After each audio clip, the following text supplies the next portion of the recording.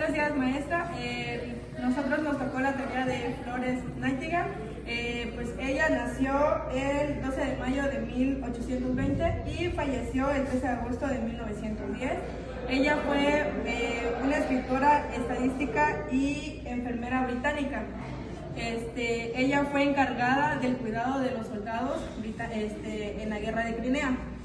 En ese entonces ella trabajó durante horas a las oscuras, entonces ella fue reconocida como la dama de la lámpara.